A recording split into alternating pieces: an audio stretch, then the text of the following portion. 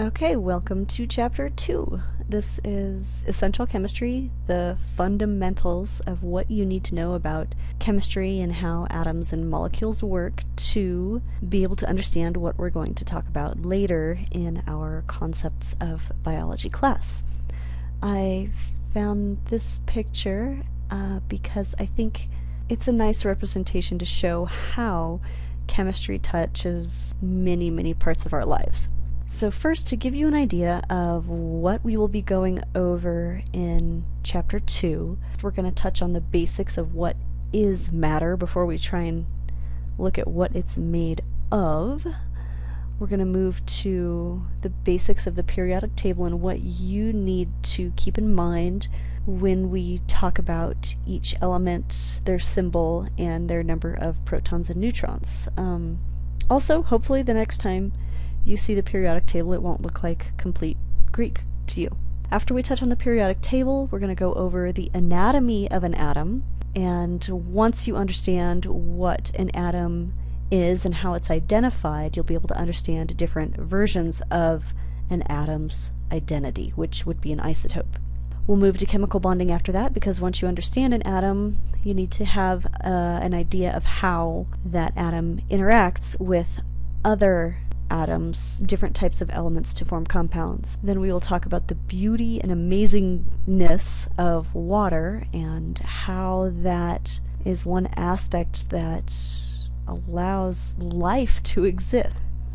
After that, we will touch on acids and bases, because essentially most of all life's chemistry involves acids and bases to some degree. Matter. Why does it matter? What is matter? You know what matter is, right? Like, it's you, it's me, it's the things around you, it's what you touch, it's what we reference our life by. It's hard to define what matter is not, more so than to define what matter is. So there are two, of course, main principles that define matter. One, in that it occupies space in the realm that we exist in, and two, matter has mass. So it has, well, another way to, I guess, put that would be it has weight.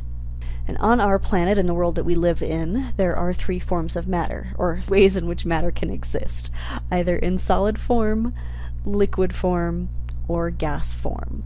And that's generally based on temperature and pressure.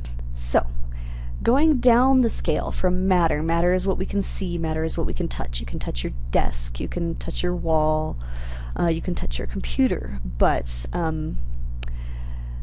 so matter exists. Matter is made of compounds, several different kinds of elements. Elements combine to form compounds. So we're getting smaller and smaller. Matter is made of compounds, which are made of elements, and elements are made of atoms. Atoms are composed of protons, neutrons, and electrons. Moving to atoms, they definitely can't be viewed with the technology that we have today. We're still guessing at what they actually look like. And then to move smaller than an atom, protons, neutrons, and electrons. Most of this is theory, but it's a pretty good idea of what these components of what makes us and what makes the world around us look like, because we relate to things by sight and touch and other senses. If matter is made of compounds and compounds are made of elements, this is the periodic table, and the periodic table lists all of the elements that we know exist today. This particular picture highlights carbon, as you can tell in the upper right hand corner. Carbon has 6 protons. That's the atomic number at the top of the little box that has the C in it. And then below that will be the mass number.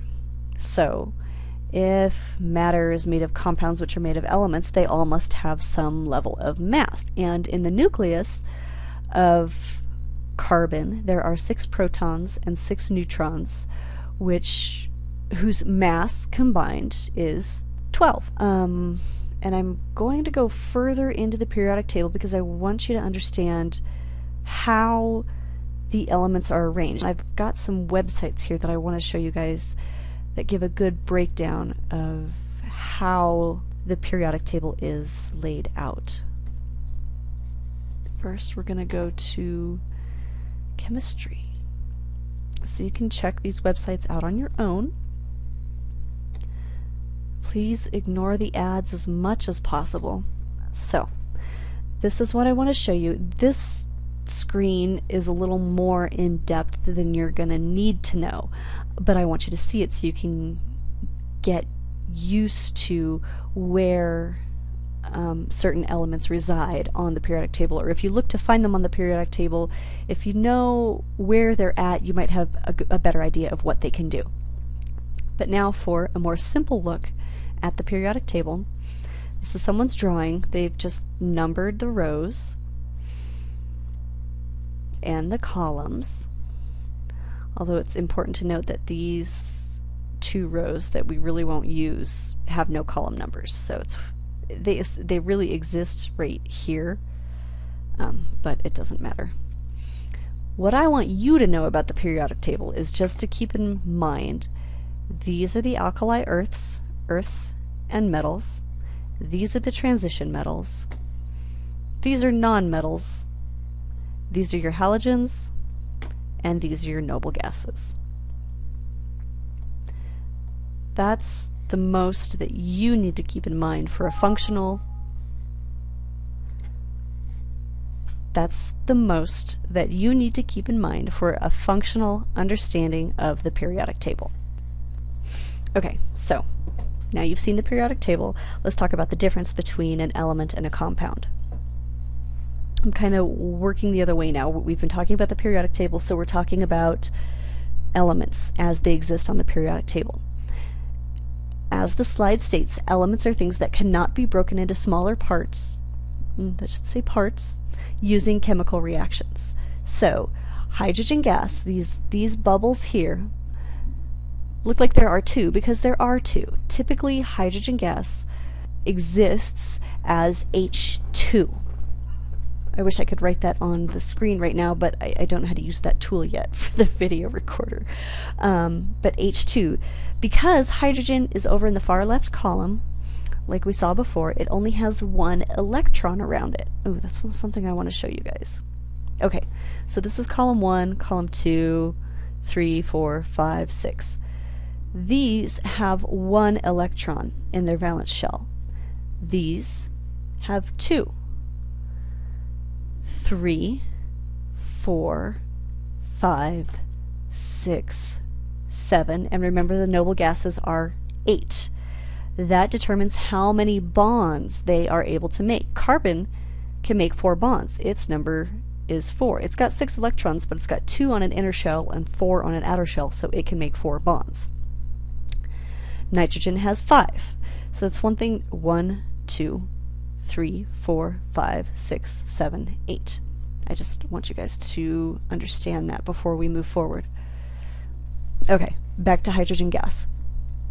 So hydrogen gas exists in the environment as H2. And that's why there are 2 bubbles here. Same thing as oxygen gas. It exists as O2. So these, you could break each individual atom from each other and get 2 hydrogen atoms out of an H2, but you can't break it into any smaller pieces than that. Sure, we know it's made of components that are smaller than that, but you can't break them apart. And that's what makes a compound different, is they are made of 2 or more elements. So, in theory, you can almost always break the elements away from each other, break the bond that is connecting them. So these 2 here are water molecules. Oxygen, hydrogen, hydrogen, H2O. You're all familiar with that. Another reminder, matter is made of compounds, which are made of elements, which are made of atoms, which are composed of protons, neutrons, and electrons. Okay, now we're moving on to the anatomy of an atom. Basically, this is what an atom looks like. The number of protons identify the atom. This is a representation here of helium. Helium is in the second column. It's got 2 protons, 1, 2, and 2 neutrons, 1, 2. Because there are 2 protons, there are 2 electrons. Now, electrons don't orbit the nucleus exactly like this. They do so more in a random fashion.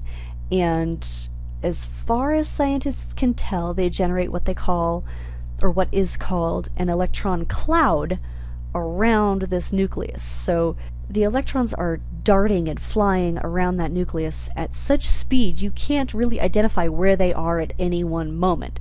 They just create this sort of field existing around. So the anatomy of an atom is actually very simple, but it can get confusing when we start talking about bonding. Your book gives a nice graph of what an isotope is.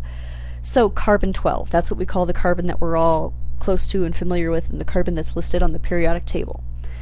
There's also a carbon called carbon-13, which has 7 protons, 6 neutrons, still 6 electrons, or carbon-14, which has 6 protons, 8 neutrons, and 6 electrons. What scientists can do with these isotopes, they have a radioactive decay time, and it can be determined how much carbon-14 is in something like a rock or a fossil, and calculating back the number of years, they can use that to determine approximately how old something is. Now we're moving on to how atoms interact with each other. Now that you know how an atom is made, or how an atom exists and some of the properties of it, we can talk about how atoms interact with each other.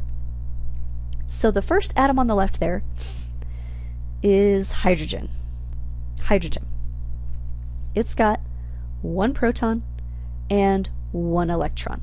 Now, this size circle here represents the first shell, the first valence shell. Hydrogen has 1 electron. It wants 2. It wants 2 very, very badly. So it is a highly reactive atom. It wants to connect or bond with another atom so it can share an electron or feel like it's got 2. Hydrogen's sort of a special case. Most other atoms will have 1 or more valence shells. This here is carbon, right? So let's count the electrons. We've got 2 on the inner shell. The yellow dots are electrons. The blank dots are open spaces. So we've got 2 on the inner shell and 4 on the outer shell. That makes 6 total, okay? And that's good. We're good with that because carbon has 6 protons, 6 electrons. But do you see where the empty spaces are? Here, here, here, here. So that means carbon, it wants 8 electrons in its outer valence shell. That's just the magic number to remember for now. Everything wants 8. So carbon makes 4 bonds. 1, 2, 3, 4. Moving on to nitrogen. Let's count how many electrons it has. We know nitrogen is next to carbon on the periodic table, so it should have 5. 1, 2, 3, 4, 5, 6, 7. Okay, 7 total, but 5 are in the outer valence shell. 1, 2, 3, 4, 5. These 2 are paired, so they're happy. This one, and this one are not paired, so nitrogen likes to make 3 bonds. 1, 2, 3. And just to get used to this, we're going to look at oxygen as well. Okay, let's count how many electrons it has. So we've got 1, 2, 3, 4, 5, 6, 7, 8. Its atomic number is 8, so it has 8 protons, meaning it also has 8 electrons, and it's got 2 spots here. So oxygen likes to make 2 bonds so that it can eventually get 8 electrons in its outer shell. Now there are 2 different kinds of bonds that atoms can make. They can do ionic or covalent. When these bond with another atom completely, it's called a covalent bond. But when they share the electrons sort of not completely, they just share 1, it's called ionic, which means it's not as strong. They more easily dissociate. Those are the 2 kinds of actual bonds that will hold matter together. There is a third bond, and I put it in quotation marks because it's more of a really strong attraction as opposed to a bond. So we've got covalent, which is the strongest bond between 2 atoms. We've got ionic, which is strong. It can be used to make a substance like salt. Salts are ionic, but it's easy for salt to dissolve in water. It's not so easy for carbon to dissolve in water. Like if you think of sticking a piece of carbon lead in a glass of water, it's not really going to dissolve. Then there are hydrogen bonds, and this has to do with the polarity and the electronegativity of particular molecules or atoms. But these are the three ways that electrons are shared or pulled.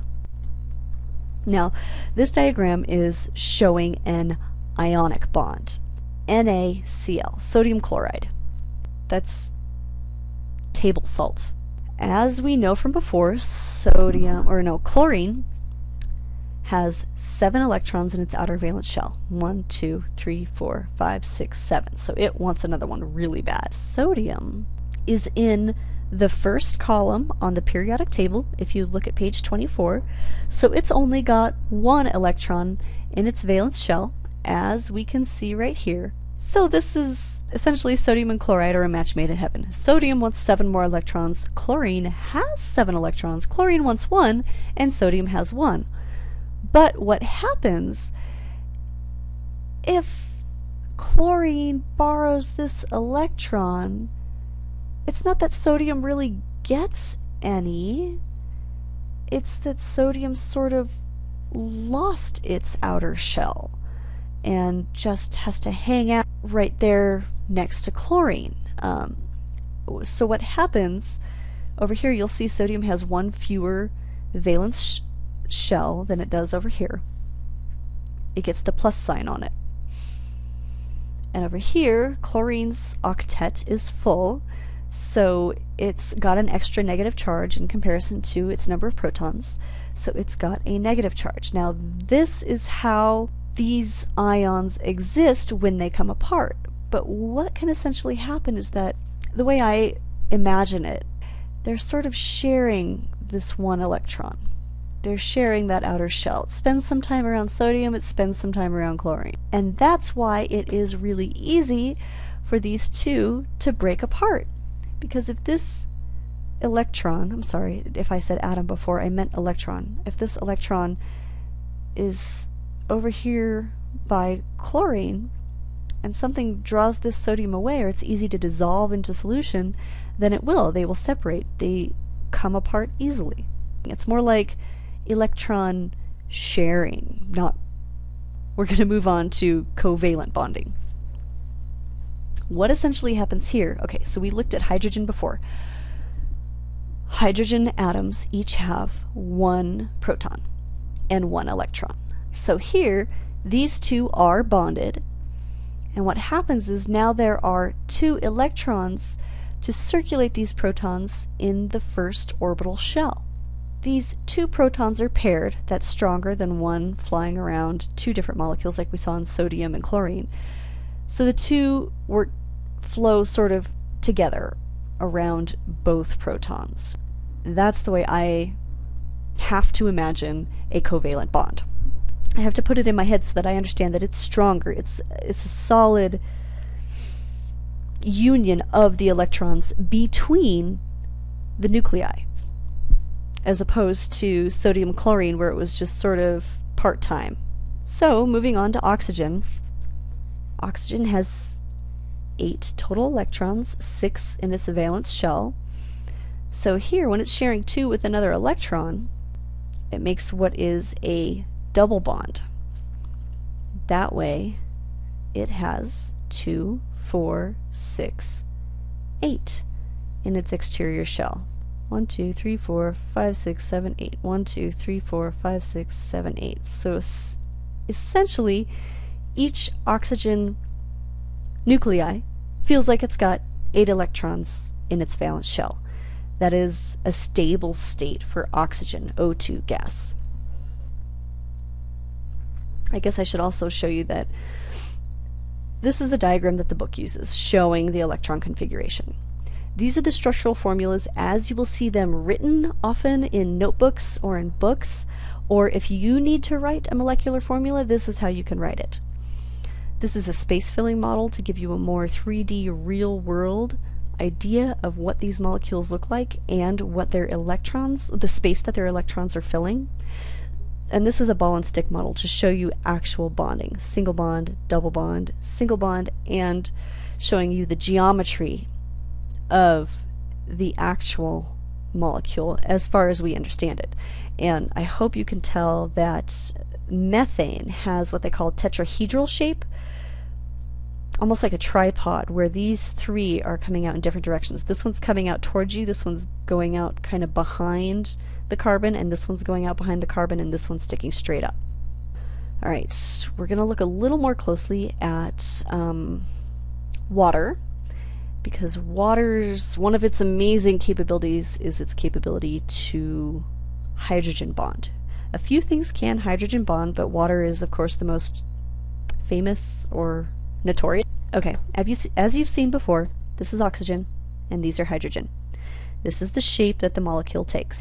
Now oxygen, and we didn't really talk about this, but on the periodic table, the further an element is to the right, the more electronegative it is. That means an oxygen atom has a very, very strong pull on electrons. Maybe it has the, it can pull them more strongly. So when it bonds with hydrogen, those electrons that hydrogen is sharing with oxygen actually spend more time around the oxygen side than the hydrogen side. It's sort of like, I don't know, I guess the Earth and the Moon. The Earth has greater gravity than the Moon, if that's one way to think about it. So the electrons basically spend more time around the oxygen, so that end of the molecule has a negative sort of feel to it. And if this end has a negative feel, each hydrogen has a more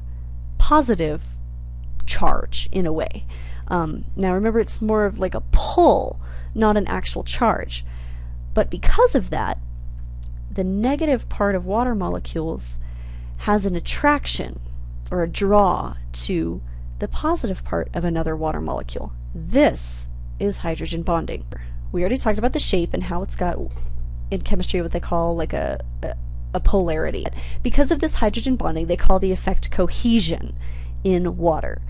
So this cohesion, this attraction that water molecules have to each other, also leads to a high surface tension. Because they have that attraction, it's hard to break the surface of water. Another amazing aspect of water is its high specific heat capacity. As you've read in your book, because of the way that it's designed, it can absorb a lot of energy before it actually changes states of existence between solid, liquid, or gas.